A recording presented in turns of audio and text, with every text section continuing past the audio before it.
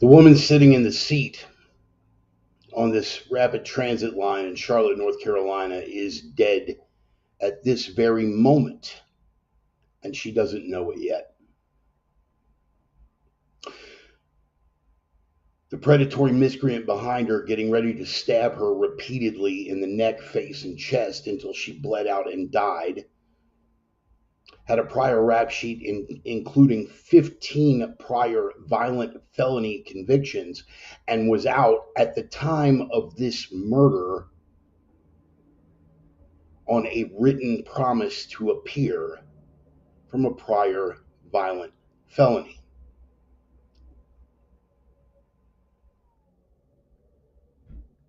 I'll just wait for that to sink in for a second.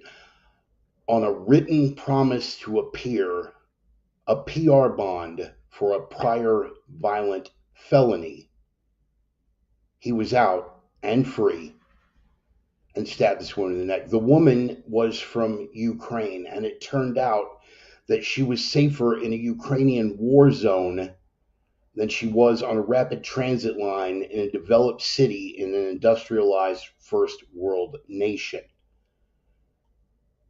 And a petition to make sure that legal representation is provided for this predatory miscreant at taxpayer expense already has hundreds of signatures.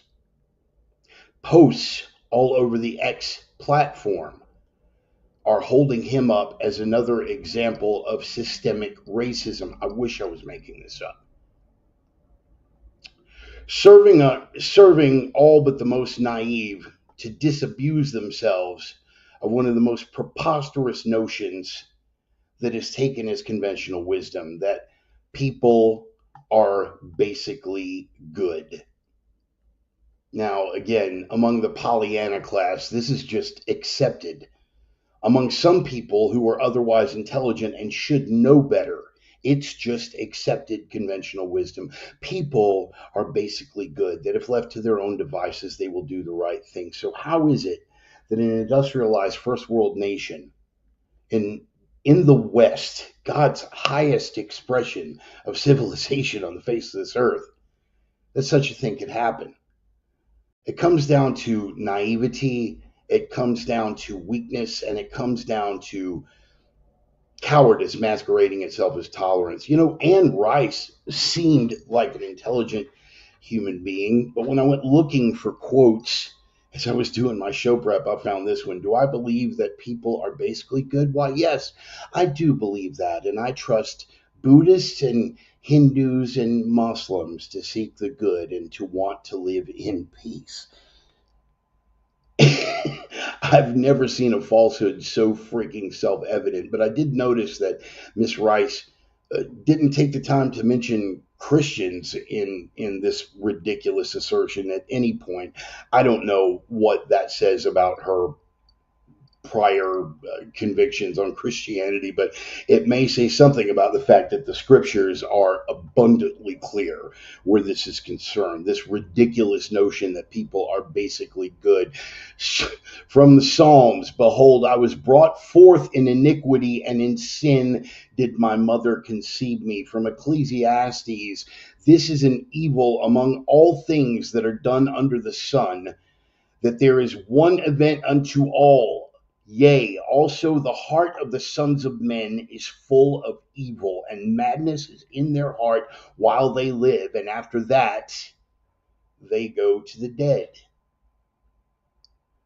I had 6 other verses lined out, but I didn't want to bore you to tears with the scriptures, and made it abundantly clear that people are not by nature inherently good. Nothing could be more ridiculous. But even leaving scripture aside and speaking strictly from the platform of secular world history, do we need to look any further than the Third Reich?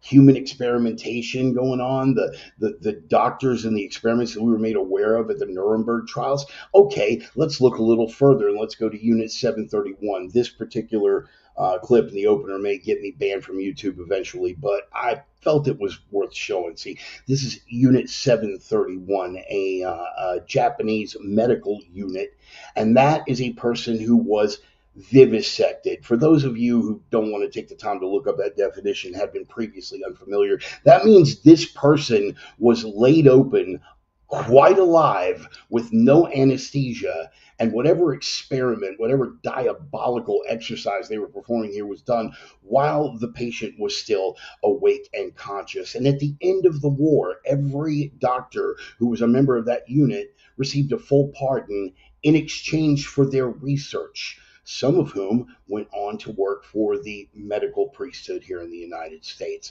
World War II, World War I, the Korean conflict. We could look into the atrocities that went on in Vietnam. Some of these images are iconic and should be hammering it into people's heads that no, people are not basically good. This from the killing fields of Cambodia under the reigns of Pol Pot. Again, brief sidebar, but a communist body count that trebles anything that has ever come from any source on the right throughout world history. And yet, for some reason, while the swastika, quite correctly, does strike fear and disturb responses in the hearts of people, the hammer and sickle just doesn't carry the same weight. Odd, isn't it? Anyway, looking further, we could take a look at the Rwandan genocide. Skulls and stacks of human bones, skulls and stacks of human bones in the hundreds and the thousands and the millions. But remember, boys and girls, people are basically good. But Bart, that's different. The Pollyanna class is inclined to say that's different. That took place under wartime conditions. That was a level of darkness that only emerges from time to time, and only when crazy Germans with funny mustaches present themselves, or in faraway Asian lands with people whose language and culture we don't quite understand. It certainly couldn't happen to regular people. It certainly couldn't happen to ordinary men. Funny you should mention that. A book called Ordinary Men about a Polish police reserve battalion. These were good people, quote unquote, by any stretch of the imagination at the start of the hostilities of World War II. Jordan B. Peterson recommended this book. I, having read it, will go on to recommend it to you. You should take a look at it, particularly if you're part of that Pollyanna class that believes that people are basically good. You see, these people were basically good, but slowly but surely, under pressure from the outside, nobody put a gun to their head. It was just like it was just like the experiments at Stanford where the doctors had the guys administering electric shocks from behind the wall. No more than a lab coat and a clipboard was the authority. Nobody put a gun to these men's heads. But over the course of just barely over a year, these pillars of their community, good men, Christian men, Catholic men, men of faith, men with families, went on to commit some diabolical atrocities. At the outset of the war, they would have told you that people are basically good. The Pollyanna class keeps revealing itself in their responses every time that narrative gets destroyed. They simply cannot let go of the notion. They simply cannot disabuse themselves of the notion that people are basically good. And those people who think themselves so much better, think themselves invulnerable to the same sort of persuasion that made these ordinary men commit horrible atrocities. Carl Jung referred to it as knowing one's shadow.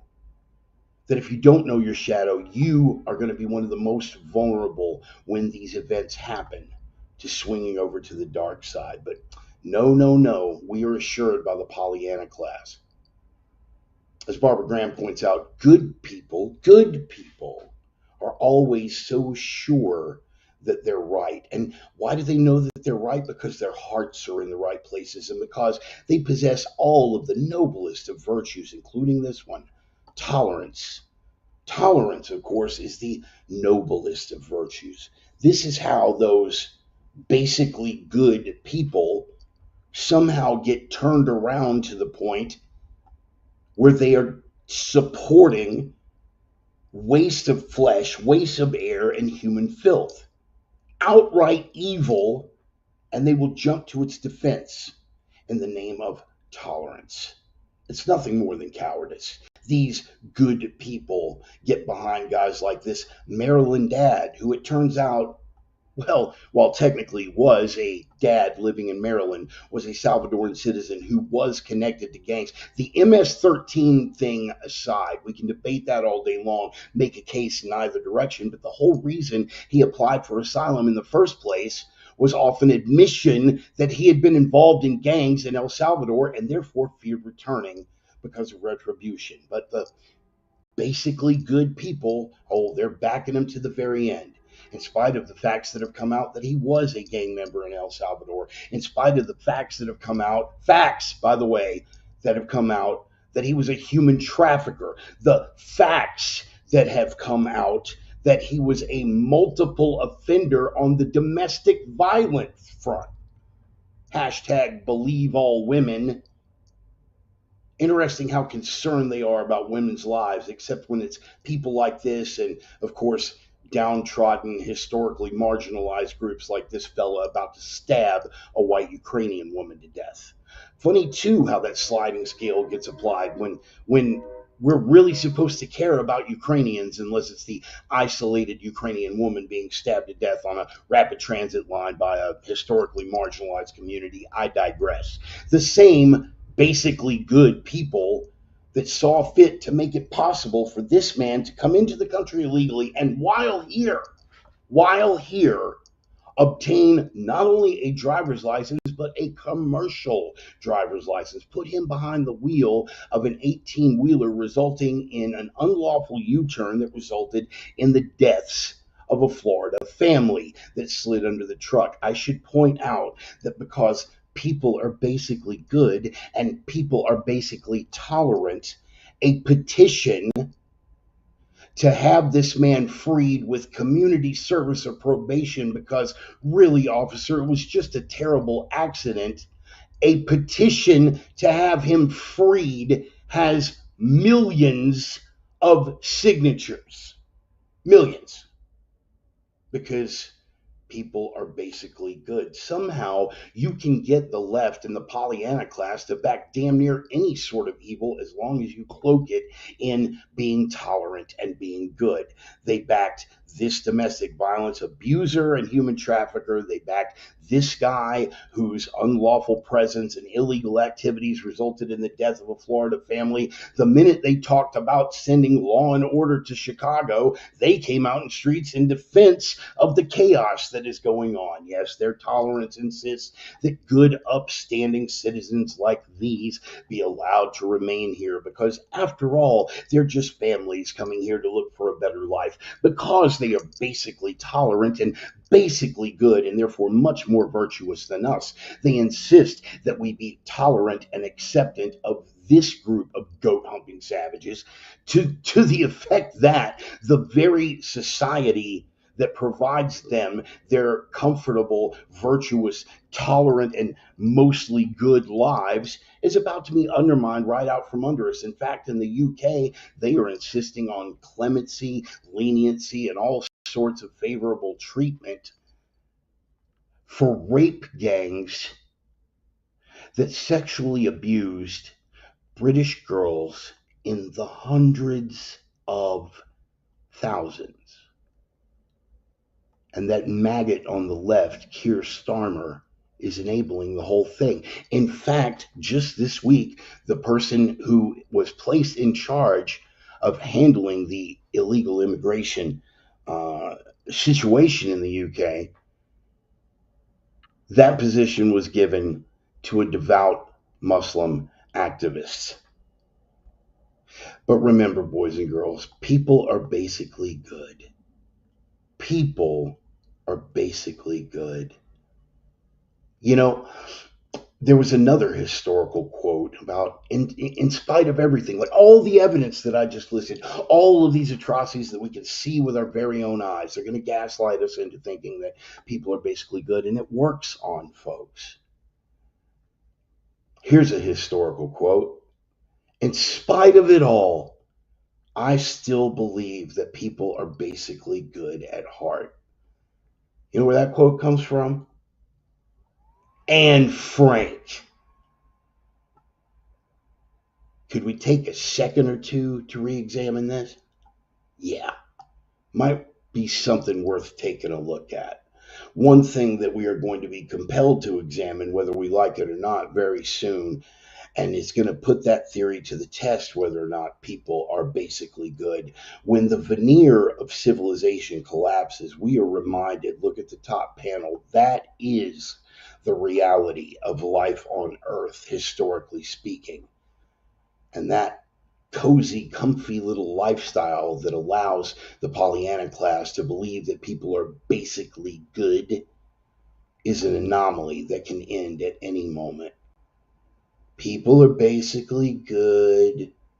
We are a nation of immigrants. U.S. is a melting pot. Diversity is our strength. All nonsense.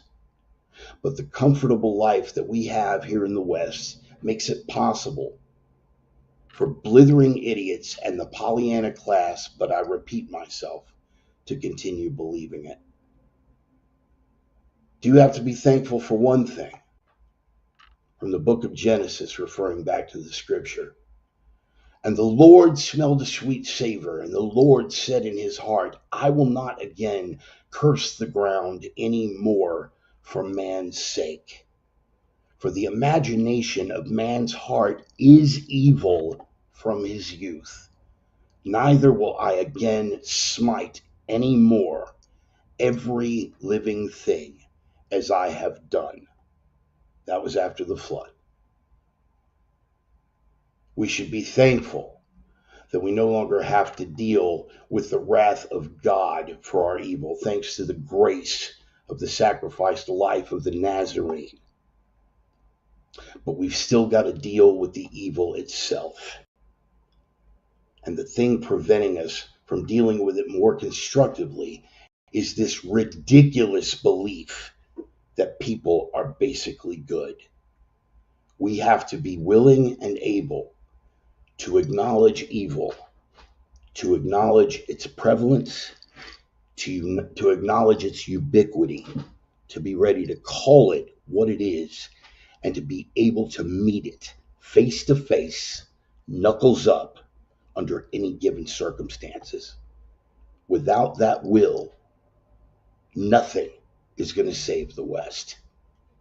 The opinions expressed by the Reverend are his own and no one else's on the planet. Not friends, not foes, not supporters, not detractors, not sponsors, and I cannot stress this enough, certainly not employers. Now that I'm really digging the one that I'm working for. That last message is for the sake of you docs happy Antifa maggots out there. In any case, the aforementioned opinions have been adjudicated thought crime in all jurisdictions. Consider yourself warned. They are coming from the heart. They are guided by the mind. They are guaranteed to choke you forcibly with fistful after black latex glove fistful of truth cock until your eye sockets bleed or until you finally see the light, come to your senses, and see the world and acknowledge it for what it is, being able to call evil to its face.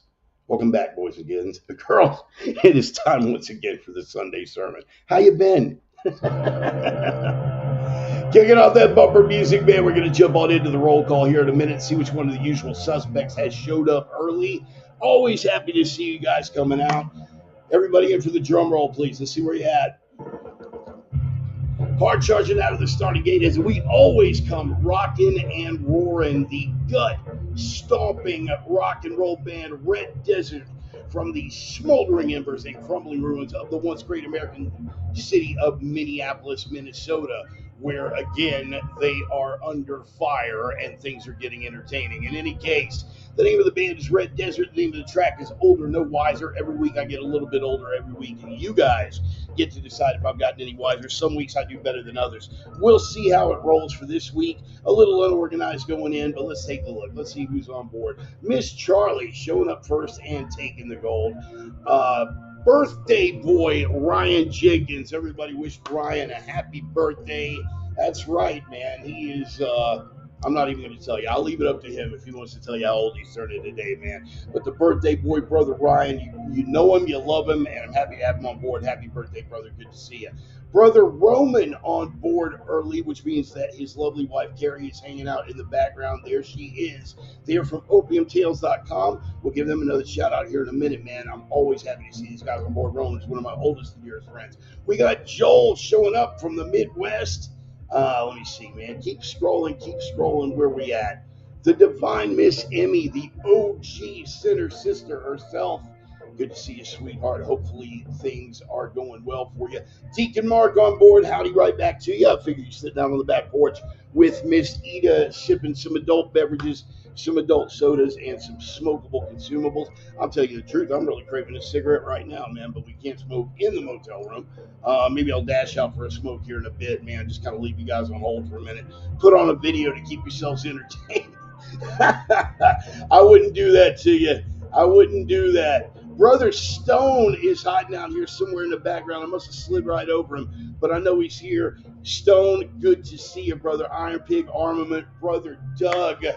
Turtle Castell on board. Good to see you, brother. God bless you. I hope that you were doing well. We are overdue for a phone conversation, man. And I see you guys had a lively little discussion over here while you were waiting for me to show up, man. I'm going to have to go back and take a look at that. Let me see. What is that? All are basically good except for the white male, according to the Pollyanna crowd. Yeah, we get no breaks. Brother Jude, good to see you, man. A little late. Keep it rolling. Hey, man, I'm glad you just made it out. Always happy to see you guys show up, man. We got all the usual suspects on board. Brother George, good to see you. God bless you, man. Always look forward to seeing your posts on Facebook, man. You keep me entertained with the, a really good husband would say this. Those posts are entertaining, but I love the scripture posts. I love the scripture references.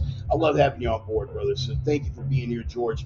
We freaking appreciate you. Let me see, man. Scrolling on down, I think we covered all the usual suspects. Everybody here on board. Might be missing a couple, but we'll see.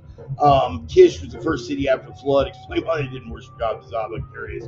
Yeah, well, we could get into that, but I was making a larger point, obviously, that thanks to the grace of the spilled blood of the Nazarene, he's not going to come scald everything off the face of the earth again, no matter how much we may deserve it. In any case, man, I'm going to go ahead and fade down that bumper music, and we will jump off into this thing. Lots of heavy stuff going on this week, and, what more can I tell you? Just as I've said before, the Constitution is not a suicide pact. The scriptures are not a suicide pact, and your principles are not a suicide pact. We got to take into account the people that we are dealing with. You cannot engage in a good faith discussion with people who are negotiating from bad faith. You cannot have a principled battle of wills with people who have no principles. That is why they keep winning. And everybody's like, well, at least I died with my integrity. Yeah, but you still died, Sparky. History is written by the victors. That's why I'm no longer worried about being on the right side of history, because I plan to win. We're going to be writing the book. So we're going to decide who's on the right side of history. Not the G.I. Johnnies, not the Muzzies, not any of the. They don't get to decide, nor do the Pollyanna class or the political left. We are not going to leave it to them. Their hands will never again touch the switches of power, man. Never again. It can't be allowed if Western civilization is to survive. But again, I'm getting ahead of myself. Let me go ahead and fade that bumper music out. Once again, man, Red Desert. Red Desert is the name of the band. Older No Wiser is the name of the track. They have been really, really cool in letting me use that as the bumper music for the 5 years that we've been doing this now. Can you believe it, man? where does the time even go, man? We kicked this thing off right at the start of the COVID pandemic. It was my therapy, and as Ryan reminds me, it was the COVID cast originally. Because that's what there was to talk about. And again, I'm seeing all this so I can wish Ryan a happy birthday. It was Ryan basically who said, "Bro, I get it. You're covering the COVID thing. This is your therapy. You're working through your frustrations and stuff. But bro, you're so much bigger than that. Your base of knowledge is so much bigger than that. There are so many more things that you could be talking about, man. You need to spread your wings and fly a little bit." And he was very good to me in that regard, and it inspired me to go bigger with the sermon, go bigger with the podcast. We've been doing it for 5 years now. He also opened the door for me back in the day to get into the crane trade, which completely changed my life and basically gave my life back to me, man. It gave me my autonomy back, and he's been a brother and a friend, and I'm happy as hell that our paths crossed and intersected. I'm happy as hell for his presence in my life. And if everybody right now would just take a minute to wish Ryan a happy birthday, it would mean a lot. So happy birthday, brother. Thank you for every kindness and every respect over the years. God bless you out there on the road, man. Be careful. I saw you were up there by Twin Falls checking out where Evel Knievel had his aborted attempt jumping Snake River Canyon. Yeah, I saw the base jumpers out there. That was interesting. When I was out there on the job, man, I walked, I parked next to the bridge and walked out across. And it seems like every weekend, apparently, that when the weather is salvageable, there are guys out there base jumping. For what it's worth, I was a free fall parachute jumper for several years. I have no interest in base jumping whatsoever, man. I will step out of a plane at 14.5 and get my sometimes 60 seconds of free fall in because I fall like a freaking anvil. I'll step out of a plane at 14.5, but that base jumping thing, I am not in any hurry. Maybe, but not really, because there's no time to deploy reserve at that altitude. I mean, like if your main screws up, you're done. So I like to have a little bit of a caution margin there. But anyway, man, it looks like you're having a good time out there on the road and enjoying some sightseeing, taking advantage of the time, and yet still found time to show up for the sermon, man. Thank you for that. So you guys be careful out there on the road. I think SLC and then Denver was the travel plan. So keep posting pictures, keep posting videos, and keep us in the loop, man. We appreciate you. God bless you and happy birthday. Let me get the sponsor shout outs out of the way real quick. Of course, first and foremost, Brother Roman at opiumtales.com. Grateful to Ryan for giving Bart financial stability. Financial stability is rare nowadays. Yeah. It doesn't do anything for my mental stability, but yeah, I understand, but still, man, the opportunity was presented, so thank you. Brother Roman, yes, opiumtales.com. They are the erotic pinups and portraits people. Roman is one of my oldest and dearest friends. He's one of the most creative people I've ever met, and he's doing a lot of really cool watercolor work over there. He's got collections. I'll look for Roman Riva on Amazon, and he's on Substack now. That's right, man. Roman Riva on Substack. Opium Tales over Substack. You've got beautiful naked women, beautiful watercolor work, and testosterone-driven commentary. That is a Planet Bar trifecta, and I am all, as the kids say, about it. So go check them out. Take care of the people that are taking care of me. Take care of the people that are taking care of the program, and make it possible for me to be here bringing this to you every Sunday. Also, my Viking brothers, Casey and Dusty Tellison. Before I go into that, Roman has books available on Amazon as well. He's got Roman Freely, which is a collection of his watercolor work, and he's doing several short fiction pieces, which I still, sorry, Roman, haven't had time to delve into yet, but I'm sure it's going to be worth the read. Like I said, guy's got a really sharp brain. In fact, he was my first remote guest that I ever had on the show as well. That was about a year or so ago, a little more. No. It's going on 2 years now, actually, because I think I was in Texas at the time, working at the Phillips plant in Borger. So yeah. Anyway, guys, take care of the people who take care of the program. Take care of Roman Riva on Amazon, and my Viking brothers, Casey and Dusty Tellison, Nordic Smoke Barbecue, the only legit barbecue in the Inland Northwest, period, bar none. Sit down, shut up, you're wrong. They are the only legit barbecue in the Inland Northwest, and definitely worth checking out. They are getting geared up to be doing the holiday turkeys and everything. If you were in the Spokane area, definitely get with them. They have been smoking the holiday turkey at the Bart Bunker ever since 2014. We are working on, it's the 11th year now of keeping that tradition alive, and we will be keeping it alive. They have the Viking Longship. Their smoker trailer is out sailing the asphalt seas. They are doing catering gigs. They are doing live setups in remote locations. Check them out on social media, particularly Facebook. Check out Dusty's work over there as pitmaster and doing the videos for promotion. He's a funny guy, intelligent, great friend of mine as well. And don't forget, Casey has moved on to bigger and better things. He's passed the bar. He's a practicing attorney. I have him on retainer. If you're in the Spokane area and figure you're probably going to get into trouble, you may want to look at it as well. Casey Tellison, practicing attorney now, and so he's out there doing his thing. He is also a phenomenally talented writer. He's got a book on Amazon, Freaks of a Feather. I think everybody over here in the comments has already bought it and read it and recommended all the other stuff. Fantastic writer. Freaks of a Feather is a combat memoir that began as a suicide note. If that doesn't get your attention, you probably don't belong here. Seriously. A combat memoir that began as a suicide note.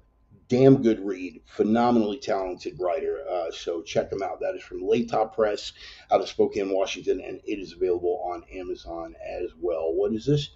By the way, I know Bart's boss extremely well and can provide his number should you want to dox him for ice cream. Yeah, I would say you are pretty well acquainted with my boss out on the job site, who I also sent a birthday message to earlier today. He doesn't hang out here with this group of ruffians and miscreants over here in the he doesn't hang out with that crowd, but I sent him a birthday greeting nonetheless. Anyway,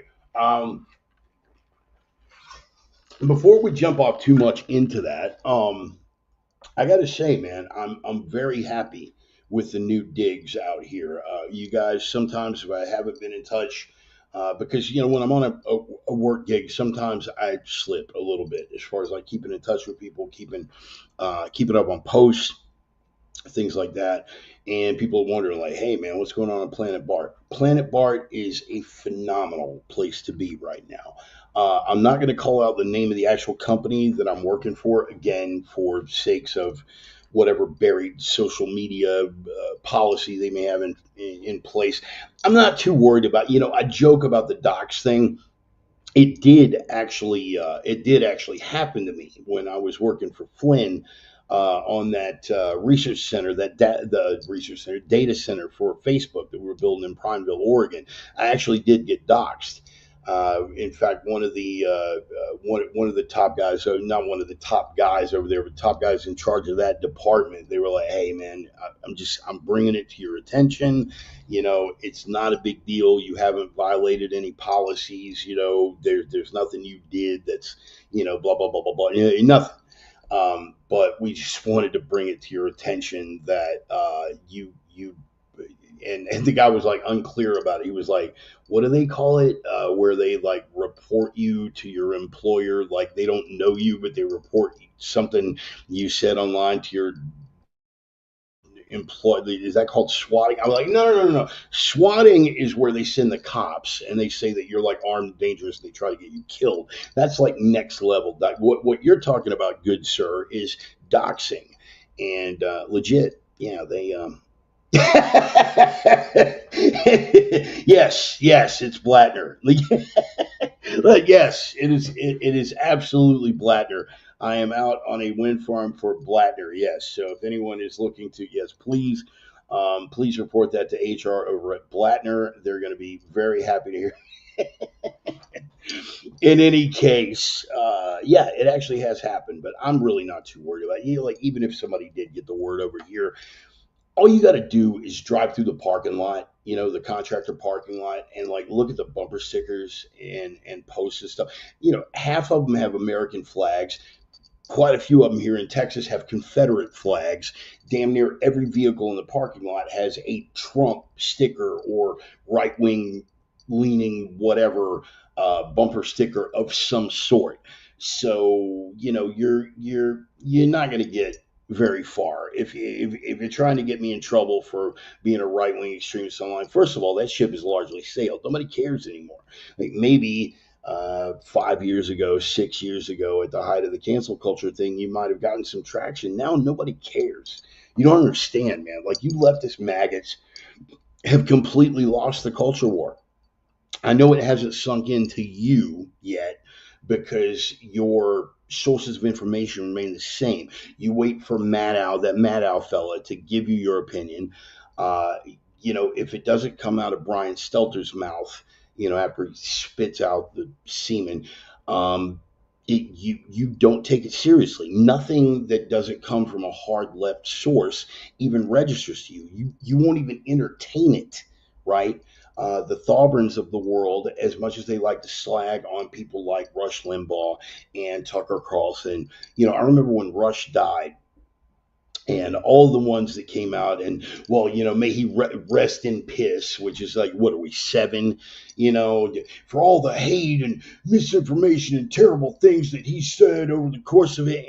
And you're like, dude, you never listened to a full hour of Rush Limbaugh while he was alive.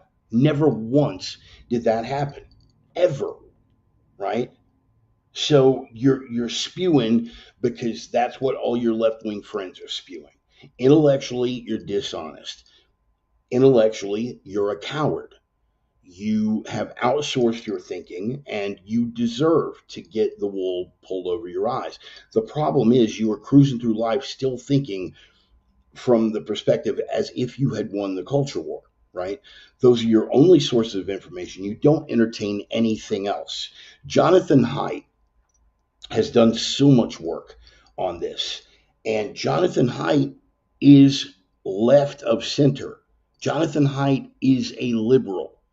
And now among the left, he is an apostate because he broke from the orthodoxy in doing these studies. What he found was that if someone is a self-declared conservative, they get about 60% of their media input, or sorry, 70% of their media from conservative sources, and about 30% from liberal or left-leaning sources. They entertain it. Uh, People who self-identified as independents was completely the opposite. They get about 70% of their stuff from like left-leaning sources and about 30% from right-leaning sources, right? Self-identified liberals got 90+% of their information, and in some cases up to 100% of their information, from liberal sources. Nothing else, right? When asked to answer, this is another thing, and guys, fact check me on this. Looking at Jonathan Haidt, Haidt. Look up Jonathan Haidt's work. When asked to answer a question the way they felt the other side would answer it, right? They give them a random question about immigration or whatever, foreign policy. Uh, you give them a question. If you gave it to conservatives and told them, I want you to answer this your way, and then I want you to answer it as an independent would answer it, and answer it as a liberal would answer it, conservatives were remarkably accurate. Okay. Independents, remarkably accurate. The self described liberals, when asked to answer the question as a conservative would answered it as if a fascist were answering the question. When asked to answer a question the way they felt an independent or a libertarian would answer the question, they answered it from a perspective that was that of a sociopath. It's clinical, people. It's clinical. I have liberals in my circle. I have liberals very, very close to me. And you can't always call them out just as a matter of decorum. And that gets frustrating. I got to admit, it gets frustrating because you hear or you're involved in a discussion and you're like, I know why you feel that way, right? You're categorically misinformed, categorically misinformed, and ODP wrong. ODP. Hashtag ODP. You guys already know if you've been here for a minute. Objectively, demonstrably, provably. ODP. You down with ODP? Yeah, you know me. Anyway, uh, they're ODP wrong, incorrect, right? But you understand where they're coming from because that is the only information that they ever receive. One person with whom I'm no longer speaking would throw the same thing out about Tucker. I don't always agree with Tucker Carlson. I'm not a religious follower of his stuff. I like the guy. I agree with a lot of the stuff that he puts out. But the thing is, I listen. I actually listen, right? When you have people that are spewing this stuff, the people that actually listen, you know, right? The minute they open the discussion, you're like, okay, I know this guy because he's saying that I was watching the program when he said this thing. It's just like the C-SPAN issue with the Robert Kennedy thing this week. Were you guys paying attention to that? I know I watched the entire hearing. Ryan watched the entire hearing. I would suspect there are a couple more out there that I would suspect watched the whole hearing or at least the better part of it. When they comment online, you know that they watched the hearing. Why? Because you watched the hearing, right? You can always tell when the people are spewing or regurgitating the MSNBC or the CNN talking points, right? Because that's literally all that they touch on. They're like, yeah, man, Elizabeth Warren totally clowned him on this thing, you know? And I'm like, I know why you feel that way. I do. Because guess what? I watched the same thing or either saw it on MSNBC or heard it on NPR and saw the way that they selectively edited it. Um, the problem is there's no context for that. I watched the entire hearing. I watched senator after senator getting absolutely destroyed by RFK, and it was a glorious thing to witness. By the way, you know, I understand too some of the people that comment the way that they do because again they're compelled to defend the priesthood. Right? If you work for the medical establishment, you are required to hate Robert Kennedy. Doesn't matter. You're absolutely required to hate Robert Kennedy. Doesn't matter what he did. Doesn't matter the fact that even a couple of years ago, me and any group of other people might have been agreed that pharmaceutical companies have too much control over the medical establishment and that taking them down a few notches was a good thing to do and that, you know, preservatives and additives and chemicals in food is a bad thing and we need to line this out. We need to get fitness back into the schools, blah, blah, blah. Great. But now it's RFK. And, you know, even RFK independently, you might have been in line with. Now that he's with the Trump administration, you're obligated to hate him. I understand, bro. It's cool. Like, I'm not mad. I'm not triggered. You know, I just look and I just want to pat you on your fuzzy little head and just go, oh, you're such a good leftist. You are such a good leftist. Yes, you are. Bark, bark, bark, bark, bark. You know, again, that's part of the spirit of forgiveness, part of the spirit of grace. And I'm trying to walk that, you know, like being in the faith. It's frustrating sometimes, deeply, deeply frustrating. I promise you, very, very difficult sometimes. But I try to put myself in their shoes, man. I try to sit there and just go, okay, why is it that they are acting in this fashion? Oh, okay.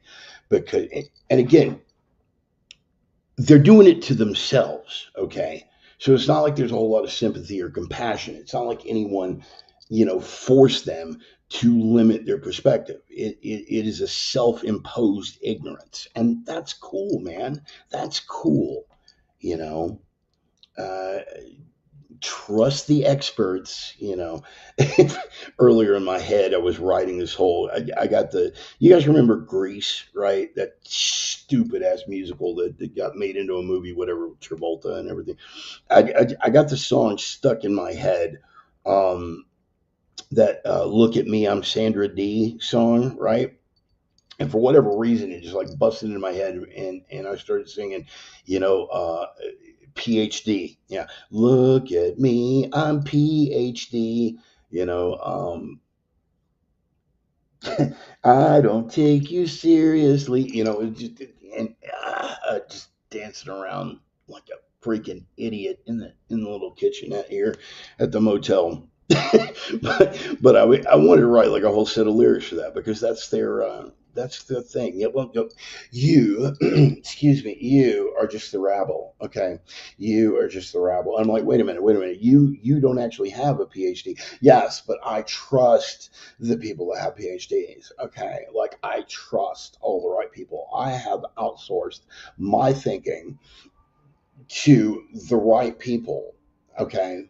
Like I don't know what you are on about, like all thinking for yourself and oh my God, doing your own research. What the hell? And the people that you trust are just like they're not even like experts, right? They don't have like three-letter acronyms behind their name or anything. So, I'm sorry, but your opinion just can't. All right, cool. Great. Um, Fewer people that I have to converse with. I'm actually legitimately, man. It's like via con Dios, brother. Cool. Granted, dude, take it and run with it. But again, that's where you run into that level of ignorance that gets behind, the key point of the discussion from the opener, which is that people are basically good. People are basically good. If anything could be further from the truth, I haven't found it. I certainly haven't found it. These are the people who are not only considering themselves more virtuous than us, unwashed rabble, but they consider themselves the arbiters, the final arbiters of what makes one basically good. Um, Getting back to the opener, let me just go back through here and pull this up and try to be patient with me, people, because again, it's just me and a laptop, and I'm still playing around with StreamYard here. I was headed somewhere with that. That people are basically good, and then they won't take into account. Here we go. Ordinary men. So I don't know if you guys have had a chance. I would imagine a couple of you have read this. It was originally recommended to me by Jordan B. Peterson, not Peterson himself, because if I had Dr. Peterson on speed dial, I would get very little done. But this is a group of literally ordinary men, people who were persuaded,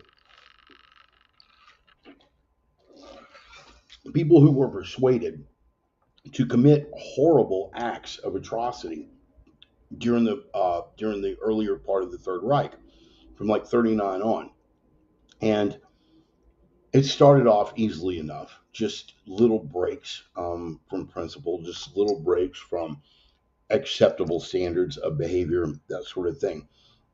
But it eventually elevated to, or escalated rather, to murder.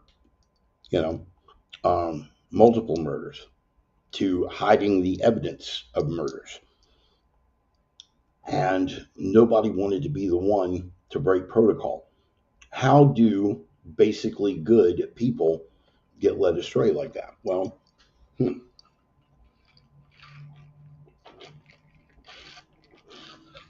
the first step in my observation is thinking that you're immune. The first step in my observation is believing that you yourself are at heart a good person, a good and virtuous person, as good and virtuous is dictated by the popular culture. Do you understand? I am a lot quicker to trust someone who is a scumbag by everyone else's definition or perceived as a scumbag or a bad guy or a dangerous guy or an unsavory guy. I am a lot more inclined to be comfortable with these people because I know, again, speaking from my own personal experience and from my own interactions with other people in those circles, the ones who are rough around the edges, for lack of a better term, they have done what Jung referred to as shadow work. They understand the darkness that lies within themselves. They understand the depravity of which they are capable and therefore understand the depravity of which others are capable. Um, and Roman, I'm glad you popped up with that comment. In fact, I already know I'm not a good person. Roman can tell you, man, Roman has seen me at some exceedingly low points in my life. Um, Roman has been one of the most supportive friends that I've ever had, dating all the way back to 1988. And the only time that I feel like he's ever called his support for me into question was when I was at the very, very bottom of my drug habit. Right? He was he was around for part of that. He got to see it up close, and knowing what I had been capable of. Yeah, right, right. Watch me do 50-cent shots 3 times in a yeah. So he's, but knowing who I was before that, right, was so thoroughly disgusted and viscerally disgusted by, as well he should be, by me letting myself get to that point of depravity, right? But I say all that to say this: I know how dark I can go, right? I have been there and have been close enough to other people who have gone even darker, right? I'm aware of it. So it's a hell of a lot easier to start swaying people that aren't aware of that think that, oh, well, I'm a good person. I can never be. Yes, you absolutely can. Okay, look no further than the beginning of the pandemic. Knew no bound. Well, yeah, Ryan, it did know some bounds. You know what I mean? There are certain hard lines. Like scat play is like off the. But anyway, other folks, Ryan, another good example. We have. We've both been in bad places. We know the darkness that we're both capable of, and therefore we're a hell of a lot more resilient, and we're a hell of a lot more resistant to right. We're a hell of a lot more resistant to people trying to lead us astray. You can bet that if we get into some dark territory, we got there voluntarily, right?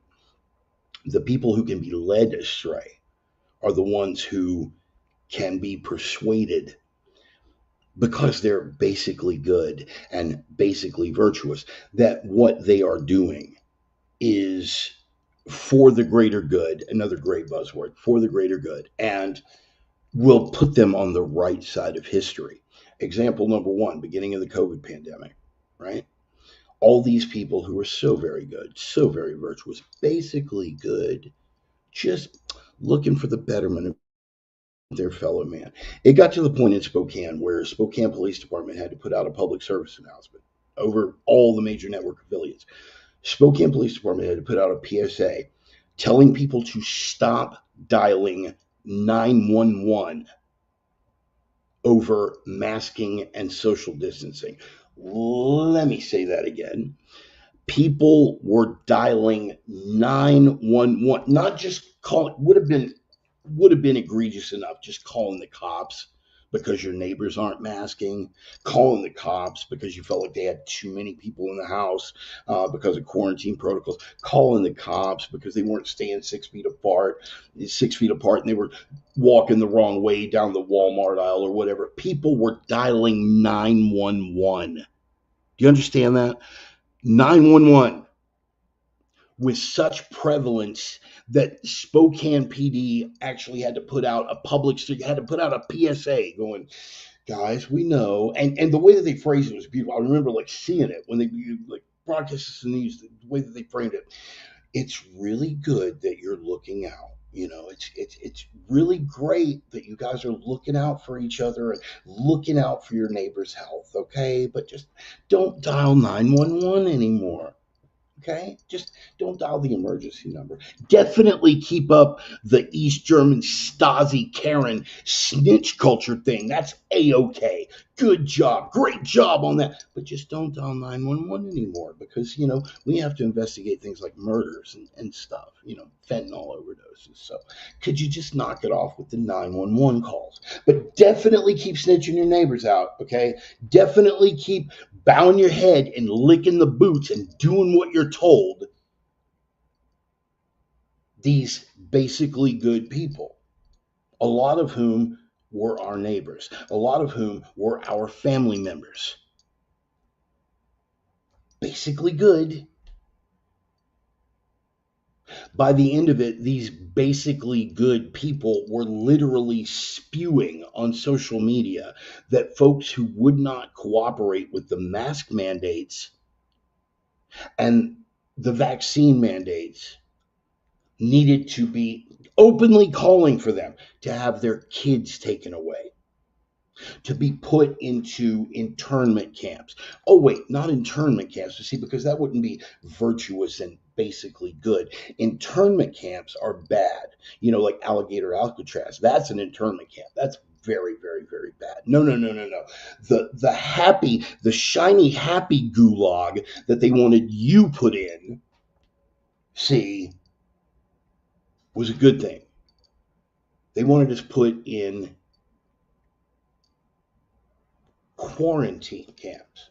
You don't call it internment camps, it's a quarantine camp. Internment camps are for people that broke U.S. laws and committed crimes in the United States and bled off the fucking taxpayers and, sorry, dropped accidental F-bomb, bled off the taxpayers and took advantage of our hospitality and all the, you know, those are internment camps. I see those are very, very bad. There must be no accountability. But for you, John and Mary Smith living down the street, who didn't put a diaper on your face when the government told you to, that didn't line up for a jab because you thought, quite correctly as it turns out, that the stuff was experimental and was going to be poison. You need to have your kids taken away from you. You need to be locked away from people. You understand that once it's gone that far, there's no limit to how far these virtuous and basically good people would go. Most of these people are weak. They're weak, they're cowards, and basically inconsequential. Nothing about them has ever been particularly special or remarkable. But they can follow orders, buddy. They can follow orders with the best of them. I'm going to show you how good I can be at following orders. Yes, sir, Bob, I will. Because I'm basically good and virtuous. I'm going to show you a boy I can follow some orders. Yes, sir. Oh, snitch out my neighbor. Oh, I'll be the snitchiest snitch that ever snitched a snitch. That's what I'll be. I'll be a super snitch. That's how good I am. Basically good. Virtuous. That's what they all sound like to me, man, by the way. These are the people that thought themselves Oscar Schindler, when in fact, they were closer to Oscar Dirlewanger. And if you want to Google that, I'll wait. They literally would have turned in their neighbors. Had they come around and said, who doesn't have the jab, we're pulling them out and we're publicly executing them. Oh. There's no limit. And after it's all gone now, right? After that crisis has moved on and we're looking back at it and we're finding out that folks like myself, folks like Roman and Ryan and Deacon Mark and all the other people here who looked at it and went, wow, this is insane, and no, we're not going to comply. Every single one of them. We were correct. We were correct. These people don't look back and use it as a moment for reflection. They don't think to themselves, here I was, I thought I was basically good, but my goodness, what have I done?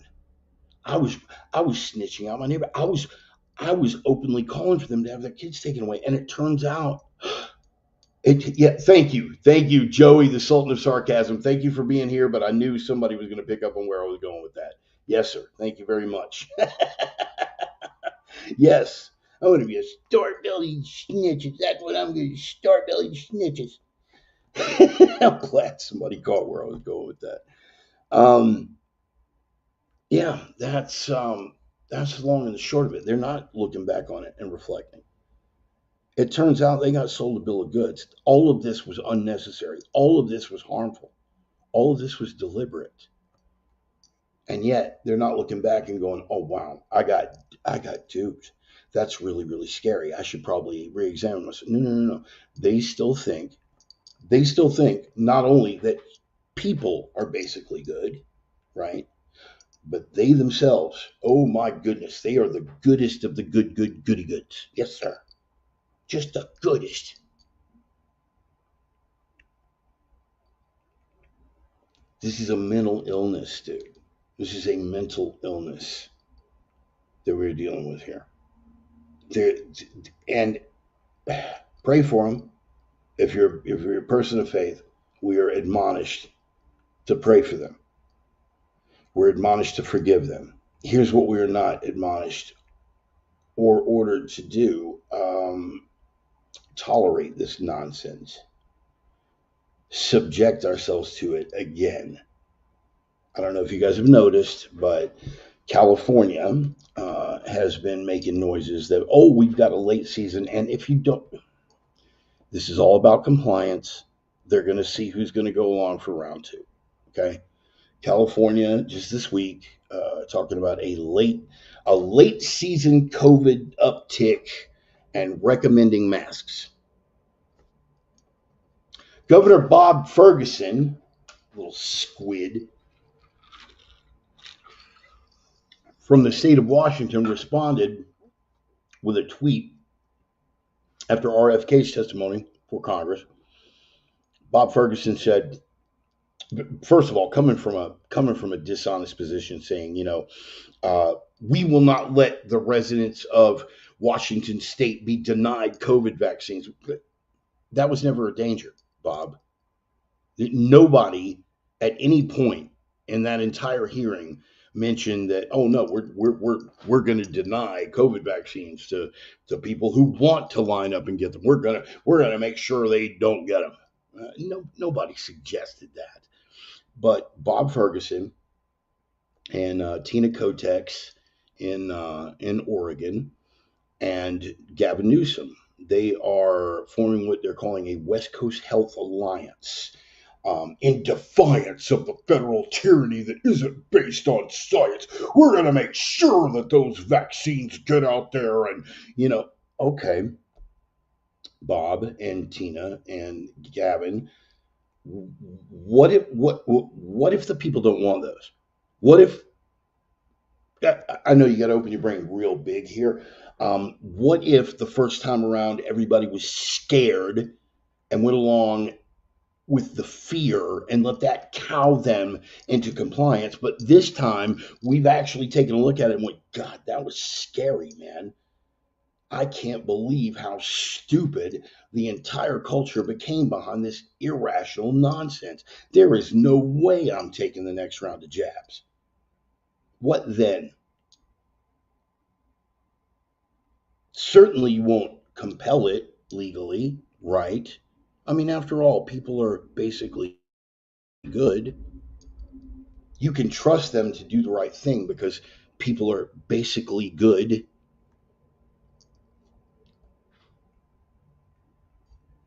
Unbelievable. Absolutely unbelievable that they're even gonna suggest this thing again. Oh, a late season uptick in COVID case. So what? So what? No one has cared about it. No one has cared about it since the fear wore off. Once people really started looking and seeing how insane this was, I'm not going to make this COVID cast again. Getting back to people are basically good. Everyone has seen it now for what it is. Nobody's going along with this. But again, here we have it. Discussing with us, not from a position of good faith. There is no science backing any of this. Asymptomatic transmission turned out to be non-existent. Okay. We know now that getting the jab does not prevent contraction or transmission, and therefore it's none of your damn business if I decide to not get jabbed. If it can be spread just as easily by the jabbed as by the unjabbed, then what right do you have to compel me to do a damn thing? But I know I'm supposed to go along with it because people are basically good. And if I was one of those basically good people, I'd do what I was told. Be a good little monkey and comply. You are not dealing with principled individuals, which gets me to one of the other bullet points. But we're getting ahead of ourselves. These good and virtuous people, because they have to stay committed to their narrative, wind up backing the play of complete scumbags. You understand? Because people are basically good, and because these basically good and virtuous people have been persuaded that somehow Mango Mussolini, Darth Cheeto, the Mango Menace, Hitler 2.0, whatever it is, they've convinced themselves this man is a demon and the Antichrist and fascist, and we're fighting tyranny and all these other things. Okay, great, bro. You were jumping in. You were jumping in behind things that are innately freaking evil. Do you understand? We're standing for the principles of due process and okay. Kilmar Abrego Garcia, dude. Great. There was no due process for him getting into the United States. When he first started seeking asylum, right? When he first started seeking asylum, he literally said, I can't go back to my country because I was in violent gangs. The implication being that he had killed people in El Salvador. I was in violent gangs, and if I go back there, other violent gangs want me dead. That's why you have to let me stay here in the United States. Wow, ain't that something? So fleeing a war zone, kinda, but what he's doing is he's insulating himself from the consequences of his actions. And we, being the giving nation that we are, opened our arms, opened our doors to him, opened our arms to him. Said, yes, welcome, welcome, Kilmar. Then more things started coming out. Then it comes out about his human trafficking. Then it comes out, again, none of this was presented by the media. So the good and virtuous people all rallied behind him. Oh, this poor man, this poor Maryland dad being deported by this evil tyrant. Yada, yada, yada. Okay, great. It's now come out, all of this stuff. His violent gang involvement, up to and including probable homicides. So you got a murderer, for one. Multiple domestic violence offender, right? 2 different girlfriends of his. Got the hell beaten out of him. What happened, good and virtuous people? I thought, hashtag believe all women.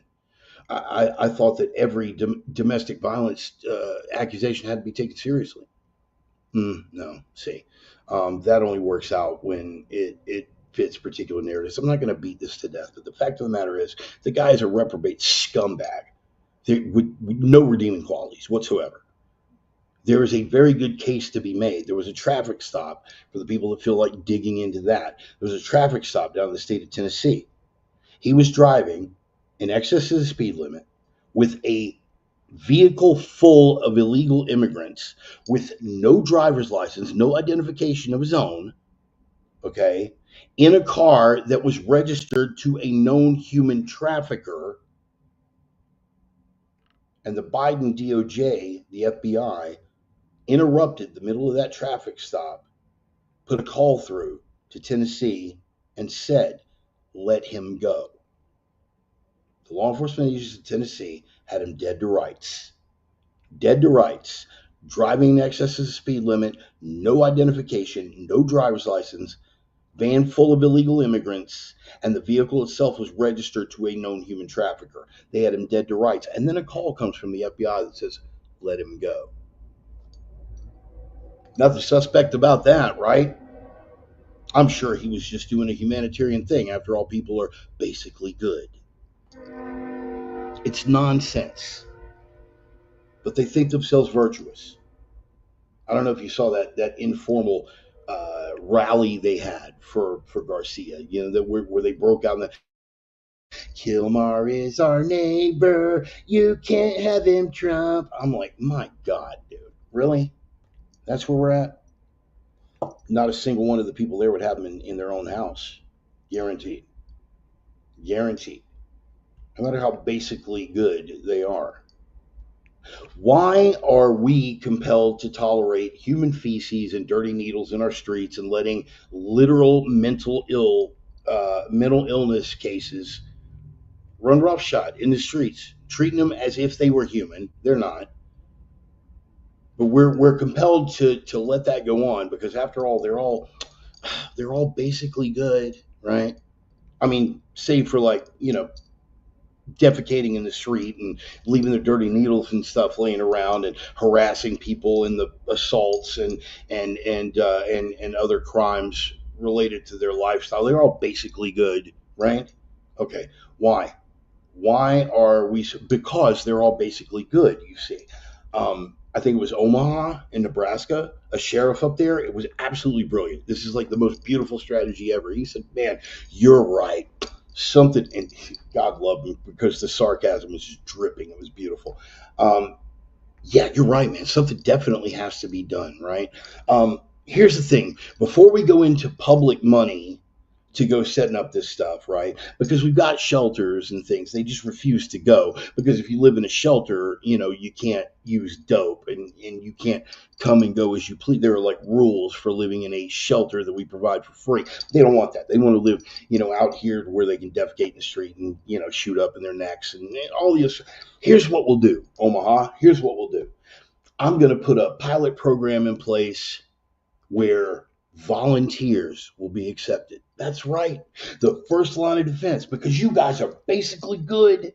And those guys out there, with the lice crawling all over them and the needle hanging out of their neck and the track scars running from their wrists to their shoulder blades. Yeah, they're basically good. That guy that was just shitting on your sidewalk out front, yeah, basically good. Basically good. And because you're basically good and they're basically good, we know you guys are just going to line up. So we're taking volunteers, right?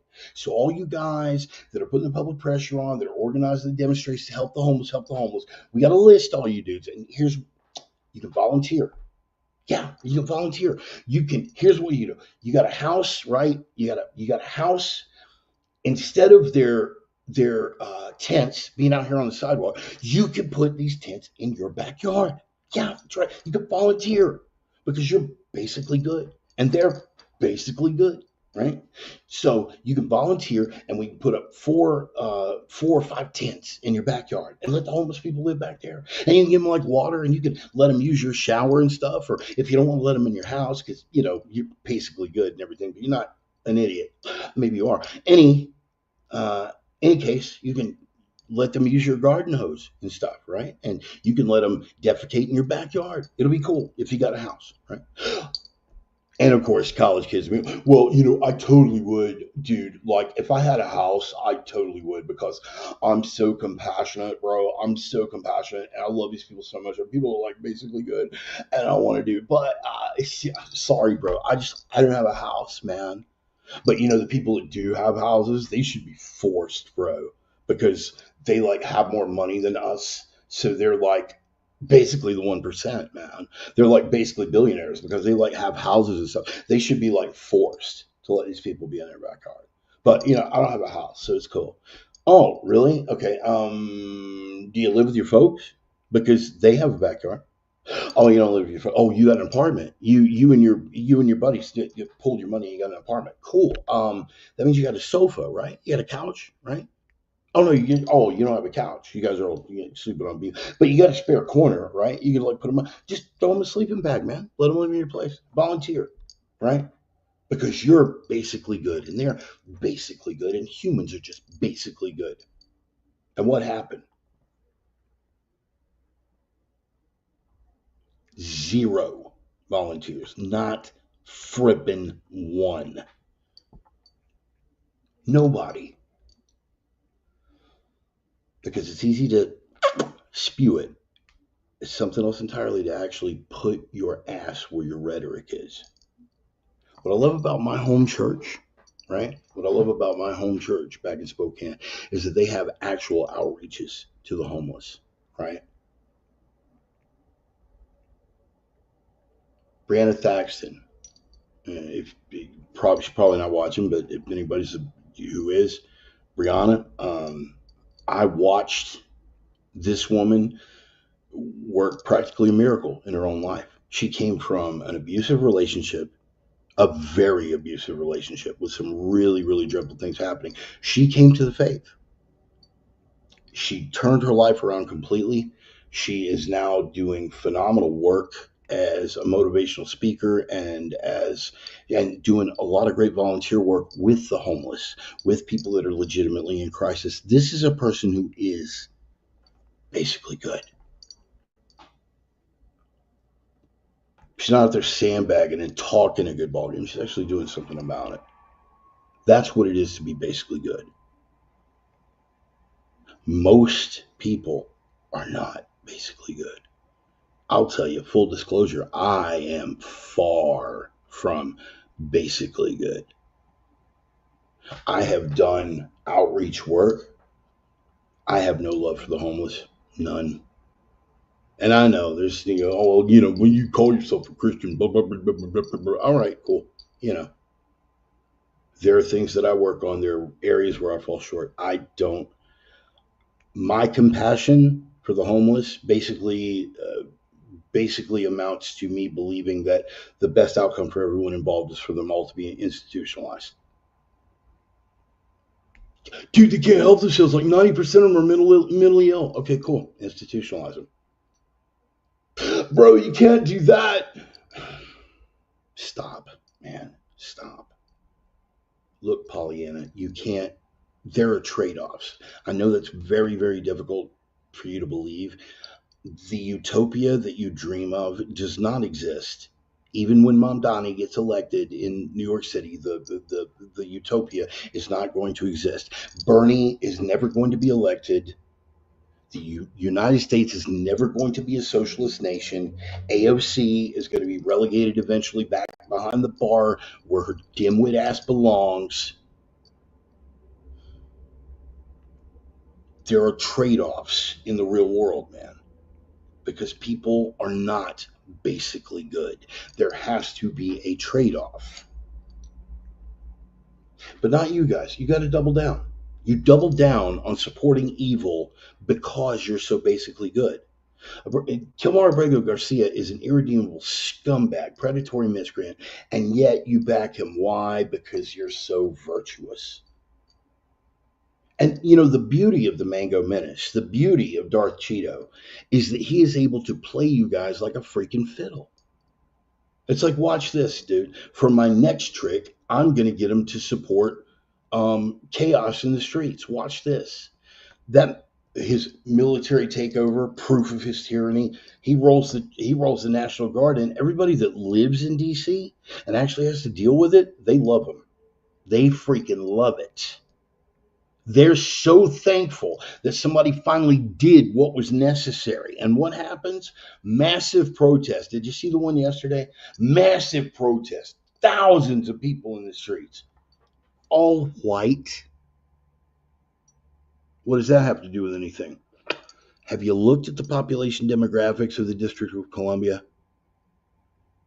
Not a majority white place. Okay? Overwhelming majority black population in DC. So if it was truly DC residents, you would think you might be able to count, I don't know, 7 black people in the entire demonstration, but you can't. Go look at the pics, look at the videos, look at the crowd, almost exclusively white, proving 2 things. Number 1, these people are not from DC. And number 2, there is massive coordination going on to organize these protests. The beauty of it is nobody's buying it anymore. Because while people might not be basically good, people are basically capable of distinguishing fact from fiction if you give them enough time. Maybe not liberals.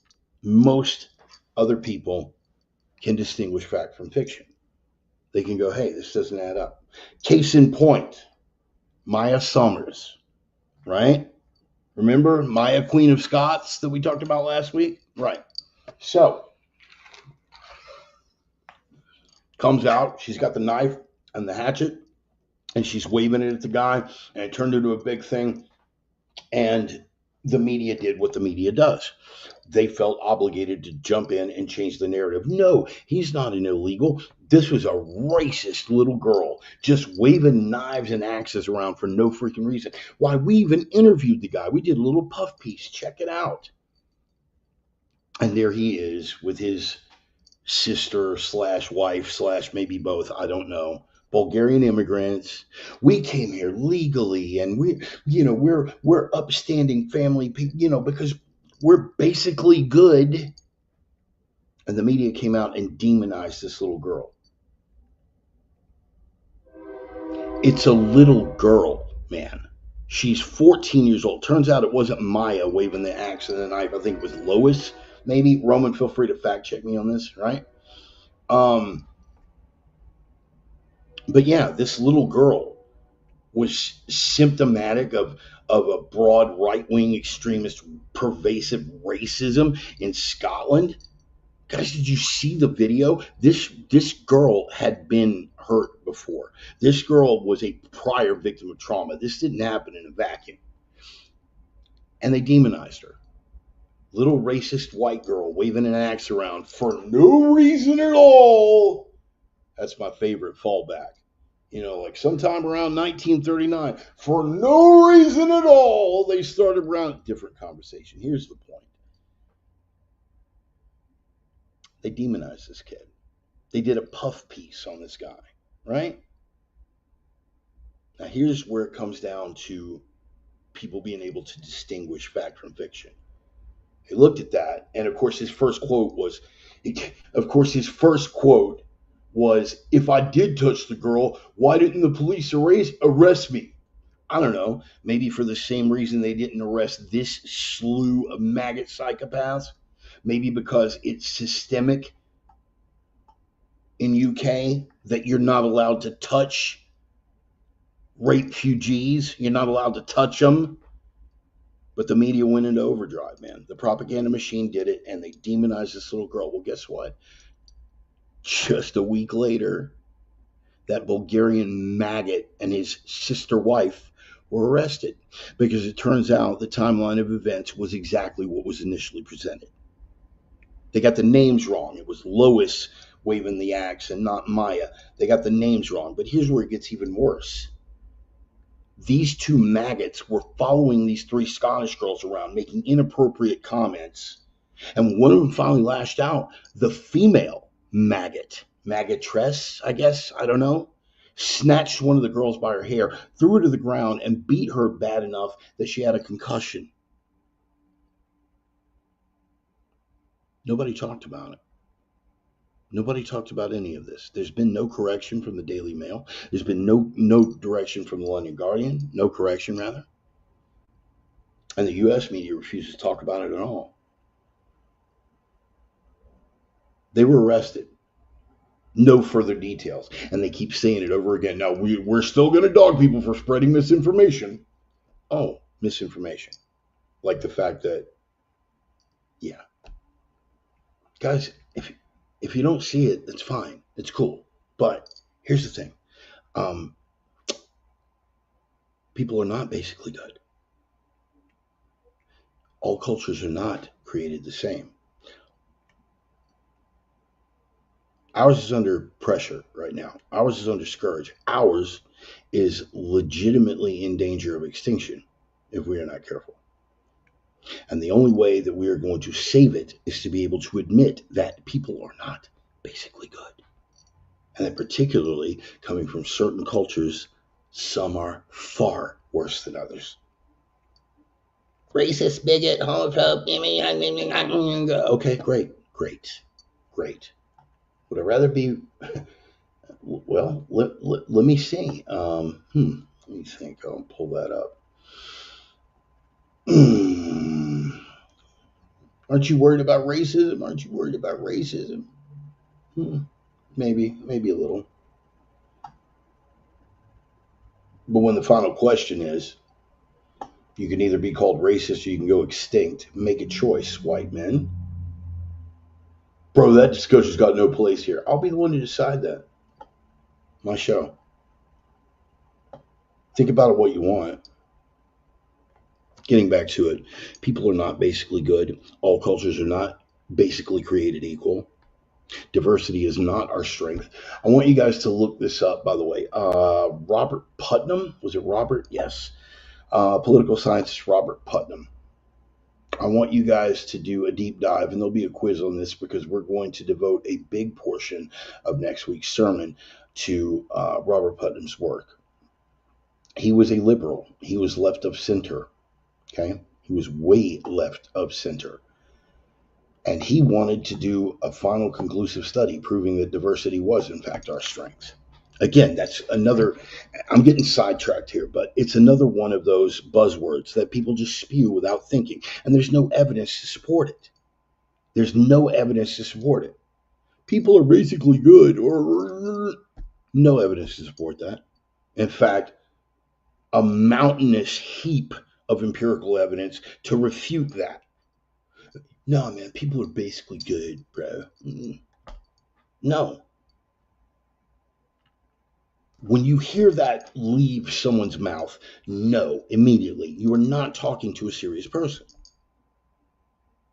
If you know that they hold that opinion but don't express it, know that there's no reason to establish a dialogue with this person in the first place. Because you're not going to sway them. They are an ideologue, they are a zealot, and they're an idiot. People are basically good, man. No.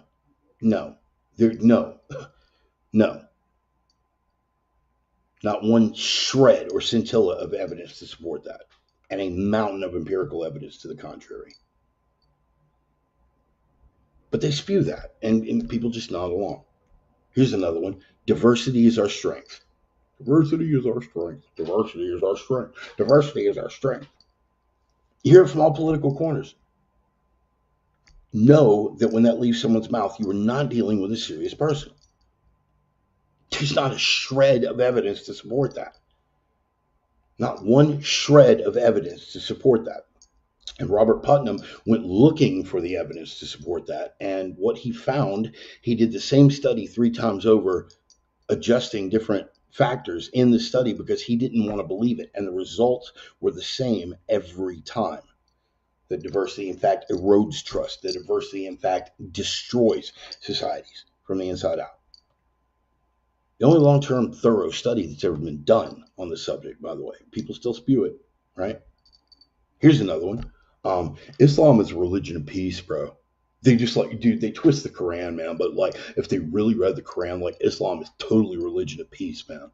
Islam is a religion of peace. Islam is a religion of peace. Islam is a religion of peace. No matter what accent they come at you with this nonsense, know that the second that leaves their lips, you are not dealing with a serious person. Do you want to know where that soundbite originated? Do you know? I'll tell you why. I'll tell you where. Right after September 11th. Yeah. It wasn't one of those buzzwords up until then, by the way. It was George W. Bush who managed to work that into the cultural lexicon. What? George W. Bush, he's a war criminal. We hated him until he said he hated Trump, and then we loved him again. You know, just like Dick Cheney and the whole Cheney family, they were all like war criminals, and we hated them until they said that they hated Trump, and now we all love them again. Anyway, George W. Bush. At the very least, the left still thinks he's a dimwit. They love him now because he hates Trump. For years, I was screaming for his head on a freaking platter, and the left were right next to me screaming for his head on a platter as a war criminal, as a police state tyrant who did more to erode civil rights in this country than 7 Trumps ever could in a 20-year lifespan, whether it was his first attorney general or Alberto Gonzales, who came later. Jesus, why is his first AG like his name is escaping me right now? His name is escaping me right now. I just let the eagle soar. Oh God, why is his first AG's name is slipping my mind right now. Alberto Gonzales was the second, but first one, somebody fact check it, please. Roman, if you would, first attorney general under George W. Bush. Alberto Gonzales came second. Drawing a blank on his first one. Don't want to get too sidetracked. Here's the thing. That guy was an absolute tyrant. And the left knew it, and they hated him. They stood right next to me yelling and screaming for the guy's head on a platter. Now that he hates Trump, they all love him again. But that's completely off the point. Islam is a religion of peace. It works in the cultural lexicon. Nobody thought that. Certainly nobody said that. But after Bush, right, made a little slip during a news conference and said, this crusade... what was it? Robin Williams had a bit. John Ashcroft. Thank you, Roman. God, thank you so much. That was going to drive me crazy. I don't know why I couldn't. Anyway. So Bush let the word crusade slip out early on when he talked about, we're going to war in the Gulf. And Robin Williams had that bit. Ixnay on the Ukraine. Right? Not supposed to say that crusade word. But one of the first things when people started lashing out against Muslims, and in all fairness, there were a lot of ignorant people here in the United States that can't distinguish between Muslims and Sikhs by their headwear, right? So a lot of Sikhs were getting jacked with for no reason, right? Because you had a lot of ignorant Americans that didn't know. I had a personal dust up with a guy that started messing with a Sikh at the Minneapolis airport. I'll tell you the story one day. But in any case, a lot of Sikhs were getting jacked with because a lot of Americans are ignorant. In any case, backlash against Muslims was huge. Bush said, we can't do that. We can't do that. What? So he does the news. All you have to understand is that fundamentally these people are twisting up a great religion, the Islam. Islam is a religion of peace. These people manipulate the Quran, and they twist the words up to justify their sick action, and that became the buzzword: religion of peace, religion of peace, religion of peace. Islam is a religion of peace. Islam is not a religion of peace. Never has been, never will be. And we knew as much and spoke as much up until George W. Bush. Islam is a religion of peace. Great. So again, it's just these buzzwords. People are basically good. Diversity is our strength. Islam is a religion of peace. What's another one? America is a nation of immigrants. Yeah. Oh, you didn't know? Yeah, you didn't know. Okay. Brief rundown because we're getting way sidetracked here. Up until the 1920s, right? Up until the mid to late 1920s, in fact, 90% of immigrants to this country came from one of 3 countries. We've been over this before: England, Ireland, and Germany. 90%, right? Around the 20s, getting into the 30s, you started getting Russians, started getting Poles, and you started getting Italians. You understand this is not exactly diversity the way it's fed to us today. Culturally, these people were very, very similar, but even the distinctions in culture between Eastern Europeans and Western Europeans caused a little bit of friction with regards to the whole assimilation process. But in any case, over the 60-ish years Fact check me on this. I'm quoting from memory, so I could be off. Fact check me on this. In 60 years of Ellis Island, 12 million and change. In 60 years, 12 million and change, 90% of which came from England, Ireland, and Germany. 12 million and change over 60 years. All of them vetted for criminality, vetted for mental illness, vetted for disease. 12 million. And then, over the course of 4 years under Biden, 3/4 of that many came in a period of 4 years. All from cultures that are incompatible. All from cultures that are incompatible. 9 million in 4 years. 3/4 of the number that came in 60 years of Ellis Island, all of them were vetted. And in 4 years, we brought across 9 million from culturally incompatible, or from cultures that are incompatible. We brought them over. 9 million in 4 years. None of them vetted. None. Zero, zip, nada. We're a nation of immigrants. We're a nation of immigrants. We're a nation of immigrants. This is not the same, Sparky. Again, there are some things that when it leaves a person's mouth, you immediately know you are not dealing with a serious human being.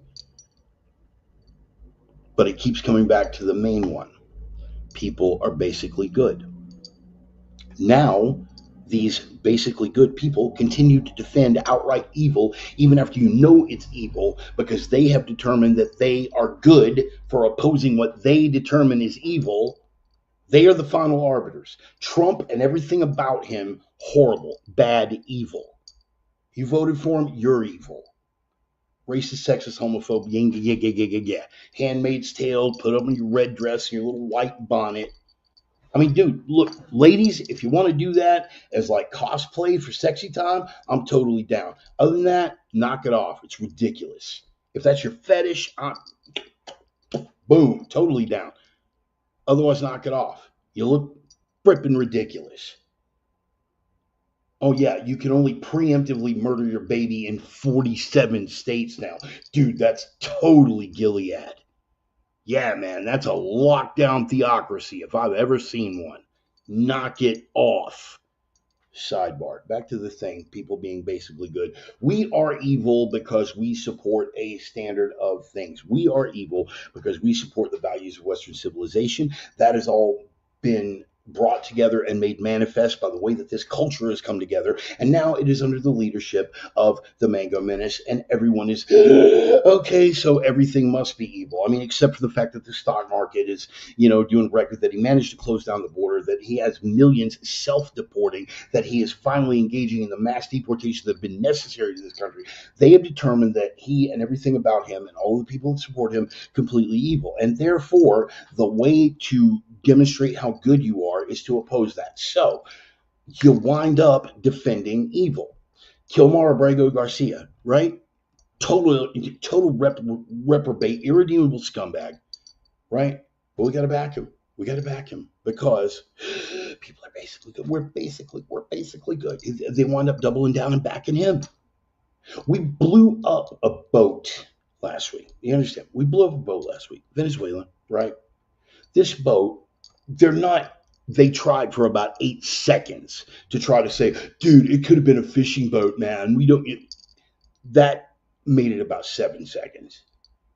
The place is called, the shipping lane it was on was called the Corridor. It is a known drug trafficking thing. We had intel on the ground, which means that we've got people on the ground in Venezuela. Ooh, yeah, we're paying attention to that. If we knew that, that means we got people on the ground in Venezuela, which means that we are looking to maybe get involved and escalate that a little bit further. Okay, fine.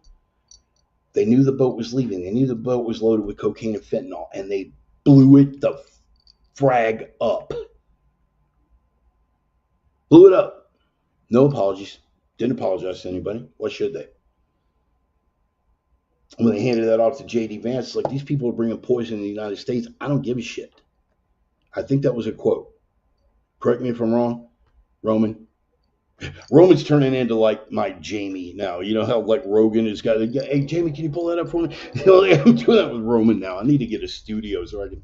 Anyway, in fact, if I ever get this thing rolling on that kind of level, I'm bringing Roman in. Oh yeah, hey Roman, can you pull that up for me, man? Yeah. So anyway, yeah, we blew up a drug boat.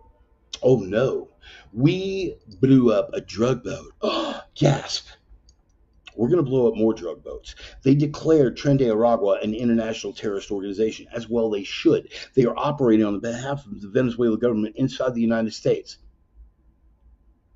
Guess who the left defended?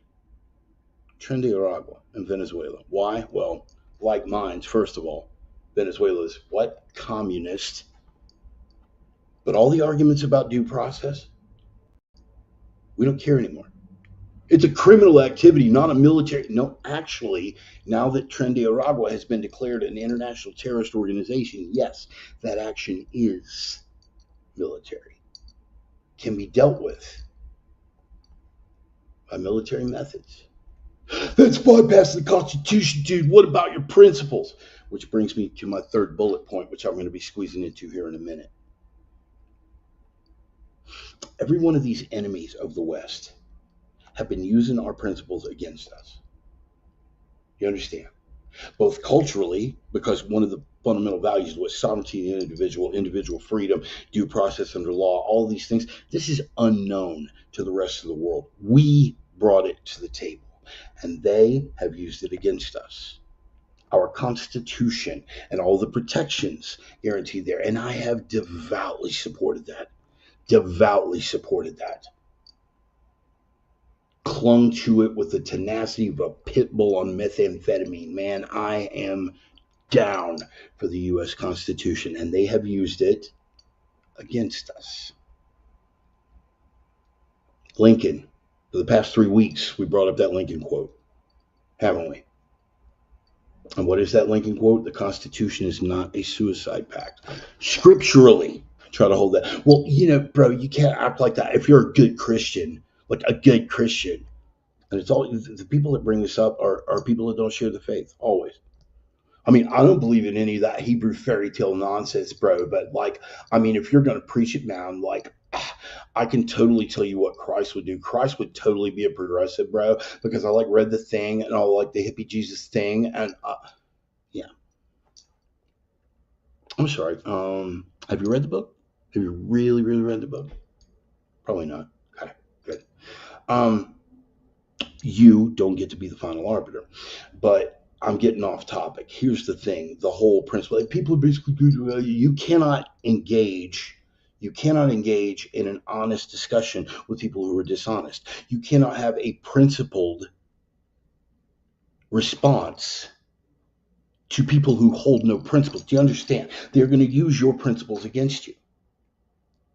Like the non-Christian who wants to tell me, hey, man, if you were a good Christian, you couldn't act like that. He doesn't believe in any of the articles of faith, but he's going to push that to try to use my own conscience against me. They do it with the Constitution.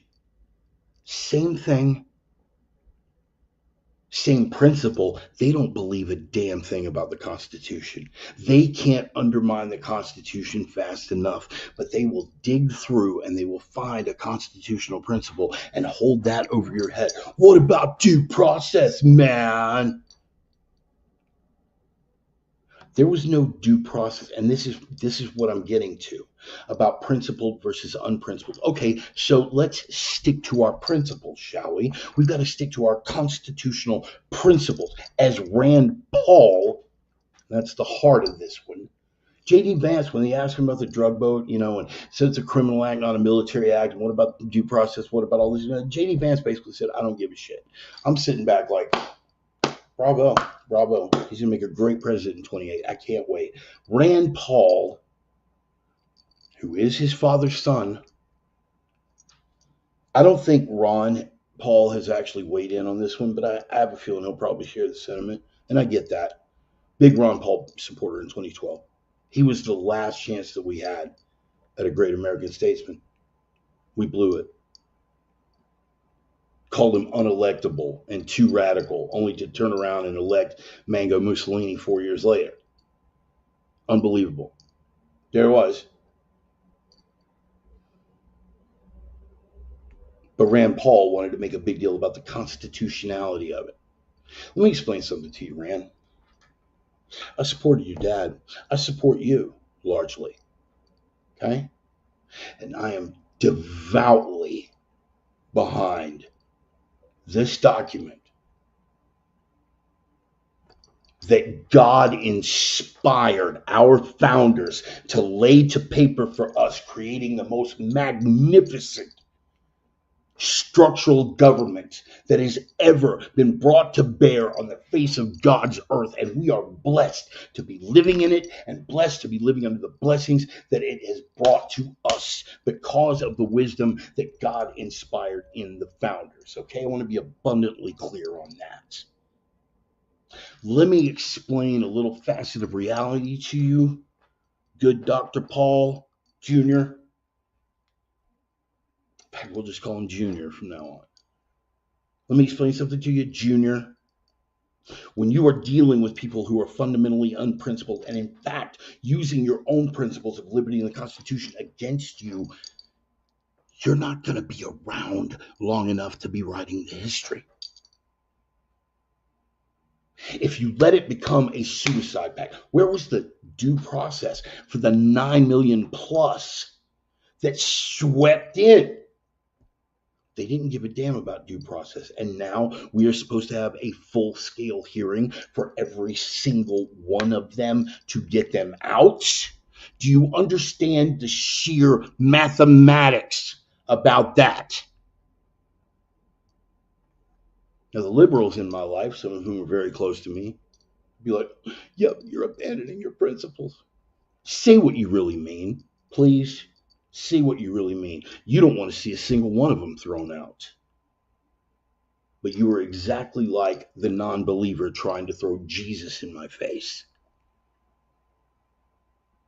The truth of the matter is you don't want to see a single one of them removed. We are just big open arms because people are basically good. We're just going to welcome them in and give them big squidgy hugs because they're also wonderful.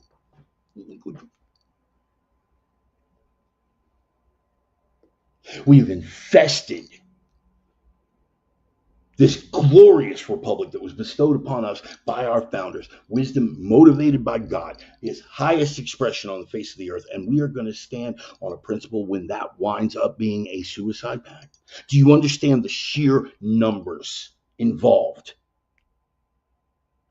They get the mantle of power for 4 years, let the country be flooded by 9 million that we know about, 9 million culturally incompatible maggots and miscreants, 9 million.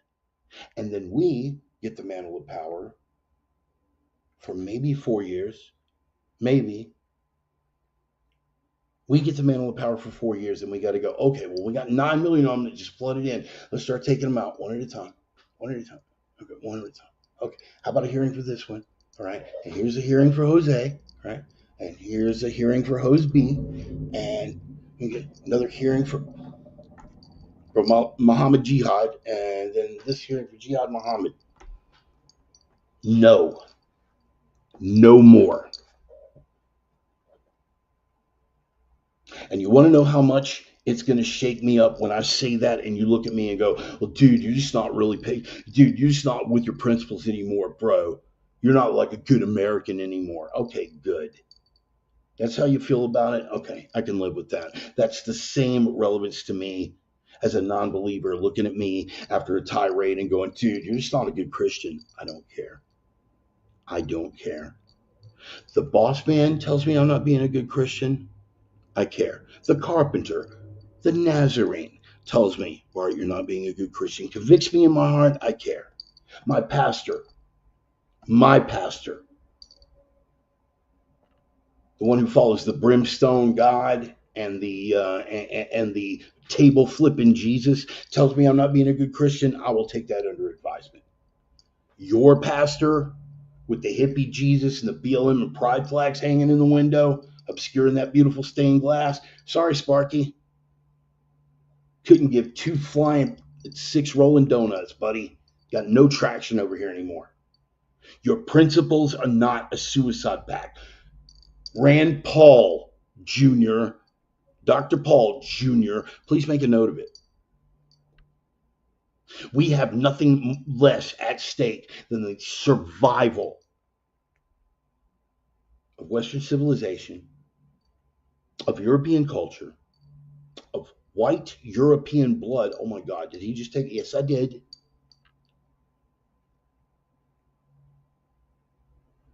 At the end of World War II, we were nearly 40% of the world's population, white European blood. At the end of World War II, we were nearly 40% of the world's population. Do you know where we're on now? Anyone want to take a guess? Somebody in the comments. I'll give you 30 seconds. Take a guess. We were near 40% at the end of World War II. Do you know what white European blood is, the percentage of the world's population now? 8%. 8%. If current demographic trends continue, we're on track to be 3% of the world's population by 2060. You weren't too far off. In fact, Roman, you might actually be more accurate. But the last study that I looked at said 8%. We are on track. Thank you, Turtle. Thank you. 8 to 14%, depending on how we define white and depending on how we define white. Right. Here's the issue. We die, the culture dies. The culture dies, the civilization dies. The nation dies, the culture dies, the civilization dies. We are it. Do you understand? We are the last stand on the planet for the West. The possible exception of Vladimir Putin, ironically enough.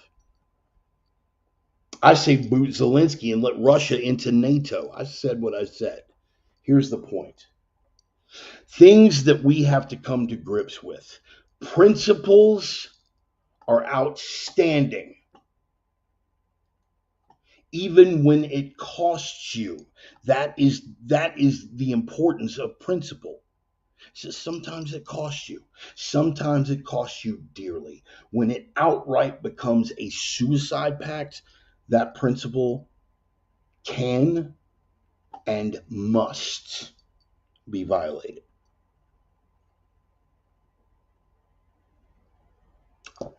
Or not. Stick with it. You want to stick with the principles of treating everybody with equity, and you go on and let me know. You go on and let me know how that works out.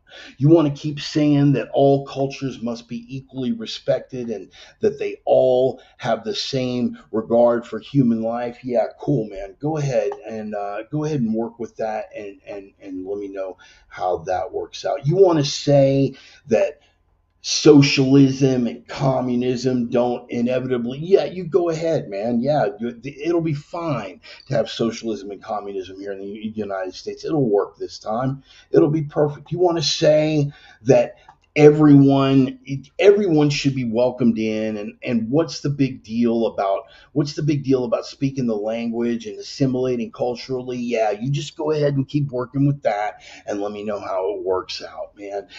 You want to say that all religions are equally violent, but all religions are equally valid, and all religions should be looked at equally, and the body counts are similar, and doctrine versus practice. That's cool. Let me know how it works out for you. We are the last stand of the West. Do you understand me? Are we all tracking here? And bearing that in mind, if principle winds up being the thing that is our undoing, of what good was the principle in the first place? Whether it is a cultural principle, whether it is a principle of law, or whether it is an article of faith. The number one imperative is to succeed, to rise, and to survive. I am not willing to sacrifice the West on the altar of we are all the same. I am not willing to sacrifice the West on the altar of all people are basically good. So it's time to dispense with that myth, and it's time to take the principles that have held it together for this long and set them aside. I said what I said. Set them aside to the necessary degree to ensure the survival of the culture, the nation, and indeed the faith that those principles are there to protect. Anything less is a suicide pact, and therefore anything less is unacceptable. We either stand for the West, stand for our blood, and stand for the Nazarene, stand for the carpenter, stand for Christ as King unrepentantly, or it's all for nothing. Choose. I am the Reverend. That is the gospel. Appreciate y'all being here. I'm going to close with a prayer. Lord God,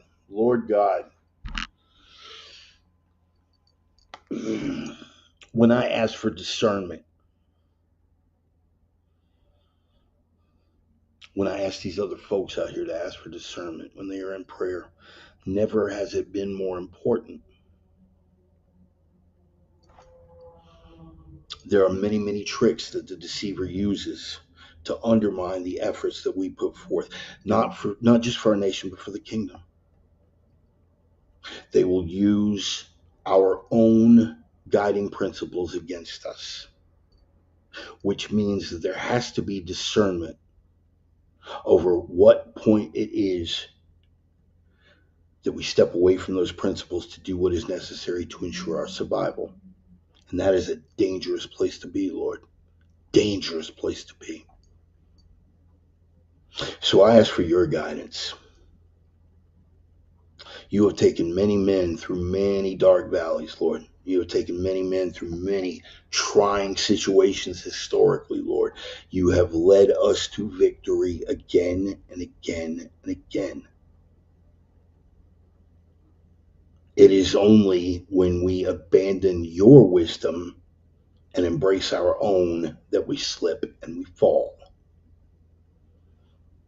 So we're going to put this one at your feet, Lord. We're going to lay it at your feet. We're going to ask for that clarity. We're going to ask for that discernment. But moreover, we're going to ask for the strength to defend the things that these principles support and to defend the things that these principles even exist for. Because without them, there's nothing. We're going to stand strong, Lord. And we ask for the strength to stand long and strong in the fight to come. We ask for the strength and the clarity and the discernment to realize, and the strength and courage, Lord, to be able to call something what it is to its face, to recognize when something comes to undermine us, whether it comes to undermine us as a nation, whether it comes to undermine us as a people, or whether it comes to undermine that faith. When people tell us to our face, Lord, when people tell us to our face that when we're done with the Saturday people, we're coming for the Sunday people, give us the courage. I'd ask for the wisdom, but it doesn't take much wisdom to hear something spoken like that and take them at their word. So I ask instead for the courage to speak back and say, no, this will not stand. Christ is King. He will reign triumphant. Every knee shall bow and every tongue confess. And in the meantime, Lord, give me the strength to carry on the fight. I thank you for this gift of oration to be able to reach these people. And I hope that in some way, something that I have to offer can help these people have a closer walk, a better understanding, Lord, or at least the will to dive deeper, to read more scripture, to make themselves stronger, to understand our history, to understand the faith, to understand you, Lord, not to aggrandize myself. This is all for the kingdom. Omnia ad regnum, all things for the kingdom. And more important, nihil sine Deo. I am nothing without God, because people are not basically good. We are all wretched, Lord. We are all wretched in your sight, and it is only by grace and the redemption of the blood of your Son that we walk, that we talk, and that we breathe. Help us to keep ourselves rooted in that humility and gratitude. Omnia ad regnum, all things for the kingdom. Nihil sine Deo, nothing without God. And most important, Lord, so important that I had it tattooed on my flesh, Deus vult. God wills it. Help us to see, Lord, give us the clarity and discernment to see your will and your word in your way, because it's your world, Lord. We are here for the kingdom. We are here to serve that kingdom.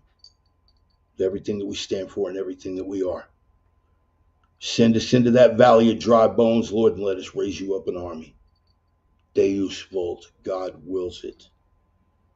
It is in the name of Christ that I come before you in counsel and prayer, Lord.